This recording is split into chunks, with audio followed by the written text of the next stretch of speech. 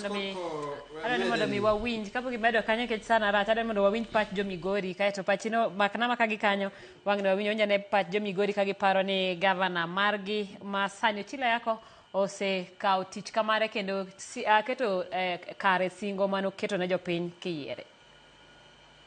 According to an kaka an hata neno matunda ne kian hata neno matunda ne kecha neno kuonde manyochi area machalo kaka Nyateke kuon manyocha ji chandore gi wach pi.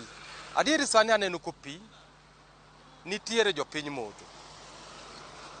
Aneno ko sida chieng' rieny matek lakini aneno ko konyowa gi pi. Pi nitiere kendo jopiny modho. Kamunjoro kete maino moingo gimoro amora en thieth. Osiptal ka we have a lot of problem. Nekech en office koro ong'iya ne otimane monitoring gi joge ne mondiki in that office. Yes. Mondo jopiny oyuda ne wach thieth e yo moro mowinjore maber. Nekech en office to ndiko bedene. Koro timane kaka ong'iyo gigo nekech dhano ywak mang'eny e wach thieth ma Migori ka. Clinton Otieno, ajadak ma Migori ka. An kadwa wuoyo e wach kaka government osetiyo. Migori ka pod wachung' achung' ewi tiendwa kaka ne wan.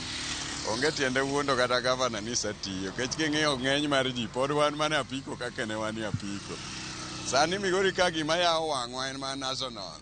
National ema biro king'iyo bathe kiyudo ko ogeronwa stadium. King'iyo yore iyudo ke yore go lam to kinono gino to iyudo mani pesa ya national malo. King'iyo dhano sandore ni pi ei Migori ka marach. To Migori ka ema pi ringe mang'eny monego kik wachandre ka. Ani gima nang'iso jatelo medo ng'iyo osote kata kambi kata achiel. Kambi kata achiel kata obed mana mar tuoro to yudhi obede kata obed mana mar rabuon je modhi ochier to bede. Sani wana gi lwetwa nono i Migori kama onge gimwanya siemo. MCAs onego wasegi kech gimomiyo onego wasegi gin e wang'wa. Gine monego gigonwa uwi. Koro wakia nosogi ofuko, awinjo ni sogi go ofuko. Wakia nosogi ofuko emomiyo giling'.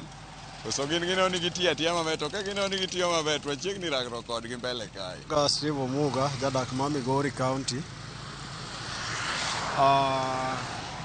Nyaka sani wadong' gi thuolo machuok to ji dok e yiero. Ka watemo nono kaka governors osetiyo, gi an anyalo loso kuom county na ma en Migori. Migori ka hie ka temo ng'iyo mos kaka governor marwa osetiyo. Anyalo wacho ni governor osetemo. Nekech ka wang'iyo allocations mabiro e county, governor osetemo tiyo kode kaka dwarore.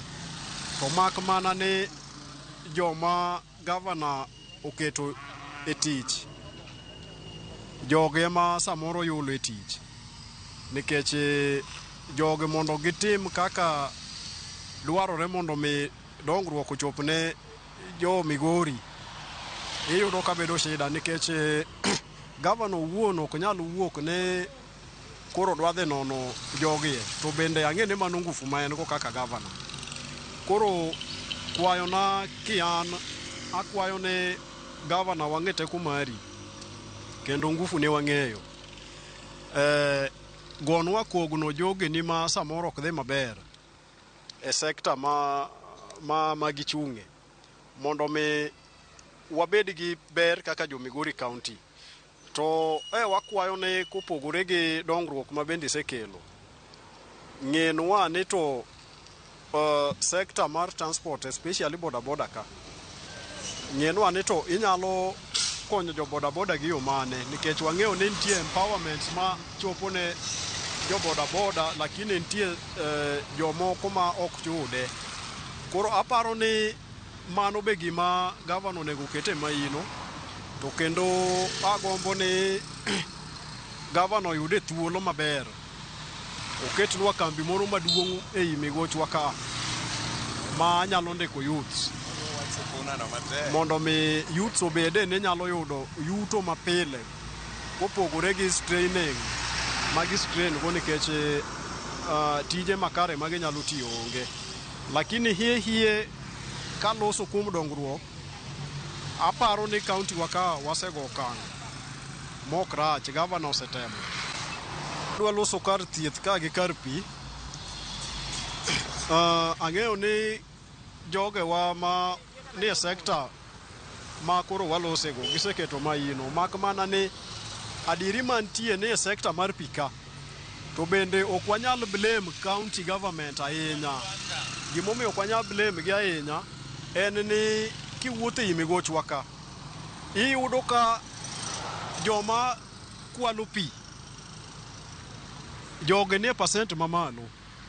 Iyudo ka samoro ng'ato okawo pi gi bakdo, koro mondo mi kaka bills gidonji ne county mondo county be otim program ne mowinjore ok dhi makare. Koro wakwayo county government kotelne gi gavana marwa ma wahero Dr. Ochila Yako Mbogo ni lose gi department mar water gimanye jomoko ma dhi ataro gi chike e sekta mar pini mondo mi okawnegi okang' mager mondo mi county obed ni pesa donjone maber monyalo manage go department mar water ka.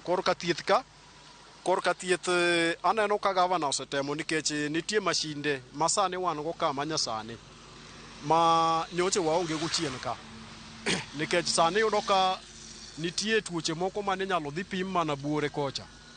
Sani wan gi mashinde madongo ka ma inyalo dhi pim tuo ka, mak mana ni gima hinyowa e sekta mar thieth kanyo en ni strong supervision onge. Iyudo ka lakteche onende tich ahinya kabisa nikech supervision ma strong onge.